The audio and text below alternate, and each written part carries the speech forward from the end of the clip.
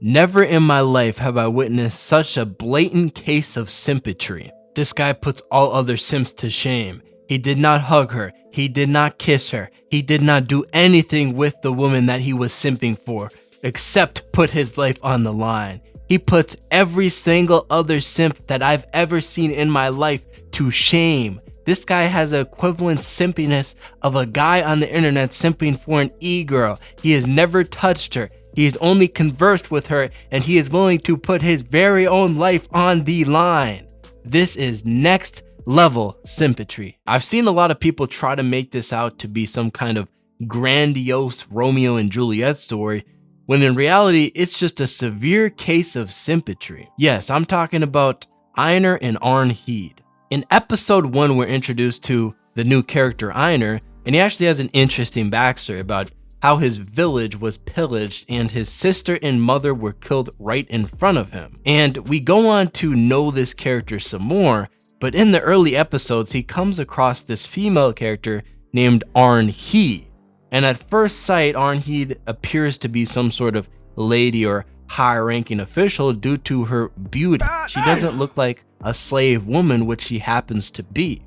And on sight, Einar falls in love with her. This is evident by the expressions that he shows when he sees her and how he interacts with her. This is the case of somebody having a crush, falling in love, or liking somebody.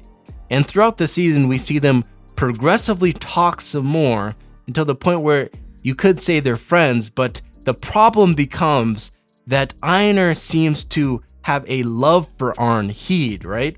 And he makes zero moves to pursue her. In fact, he actually does the opposite. Because when Arnheid's former husband, Gardar, comes back around to try and collect Arnheid, Einar does everything in his ability to try and help Arnheid get back with her husband. What? You might initially think, well, he's just trying to be a good friend to Arnheid because they've known each other for such a long period of time. But you're not taking something into account here. First of all, Einar initially saw Arnheid and he was attracted to her, meaning that he has sexual feelings for her, meaning he wants to have sex with her and ultimately probably have a relationship with her. So straight off the bat, he already has a reason not to try and help Arnheid, because his goal is not to be her friend, his goal is to be her lover. We can see this when she dies, and on her deathbed, he actually says, "I love you" to her. He doesn't even get it out before she dies. And I believe Arnheid knew this and she took a fancy to him, but the reason she didn't accept him is because he never really pursued her. He always watched from the sidelines, kind of waiting for something to happen, when in reality, he wanted to be with her. This is evident by his actions of wanting to save Arnheid even though he was going to be freed from slavery, making it one of his top goals, in fact, directing his whole life towards that goal. He reveals that he basically wanted to stay on Ketil's farm as a retainer in order to try and help Arnheid be free as well. But once again, he wants a romantic relationship with her. And this is where the problem of Gardar comes in. Once Gardar was shown on the screen and Einar fully understood the relationship between Arnheid and him, it threw a wrench into Einar's brain. Because Einar only knew about Ketil. He knew that Ketil favored Arnheid. He did not know that Arnheid had an ex-husband that she still loved dearly. So it left him in a state of peril. And in this state of peril, he conceded to the devil and immediately acted on his simp nature to protect and follow Arnheid's wishes. When if you look at this thing logically, there is no reason why he should have helped Arnheid try to get back with Gardar, because it doesn't benefit him or anyone around him, including Arnheid, in a positive way. Are we just going to automatically assume that Gardar is an amazing person that's worth saving? We literally see in Arnheid's background that he abandoned his family. In fact, all the men of that village abandoned their families and tried to go get glory, right? And what do you think they did in that war? Gardar was a changed man from the flashbacks that Arnheid showed us. I guarantee you he's done travesties in that war and conflict that he got into. But people only look from the perspective of what we're being shown in the anime, of Arnheid and Einar.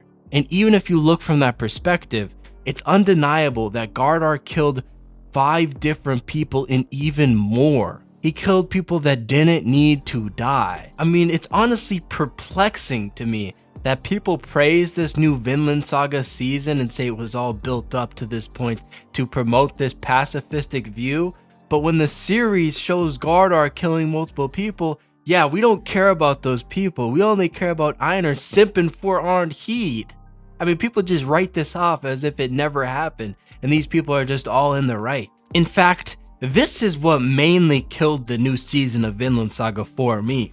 You can have your arguments about Thorfinn's pacificity that ultimately leads into his view of utopia that's not realistic and is going to lead into some sort of communism, but the point where people most tuned out in this new season is this Gardar, Einar, Arnheid love triangle. Nobody cared about this. Arnheid was a side character that Einar was too scared to make moves on until she was about dead. This guy tops the chart. He's up there with the Reddit simps. I mean, this is just embarrassing. I am absolutely tired of these pitiful anime romance stories. This one had no depth whatsoever, and a lot of them have no depth.